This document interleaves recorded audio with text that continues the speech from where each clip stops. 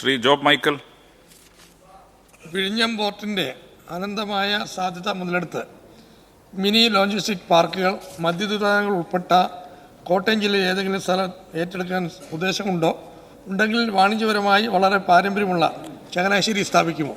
Yes minister. അങ്ങേക്ക് എനിക്കും താല്പര്യമുള്ള കാര്യമാണ്. ആദ്യം നമുക്ക് തിരുവനന്തപുരത്ത് തുടങ്ങി കൊല്ലം വഴി വേണം കോട്ടയത്ത് എത്താൻ. അതുകൊണ്ട് അല്ല, കടലില്ലാത്തൊരു സ്ഥലത്ത് ഞങ്ങൾ പോർട്ടുണ്ടാക്കിയിട്ടുണ്ട്. അതാണ് അദ്ദേഹം ചോദിച്ചതിൻ്റെ കാര്യം.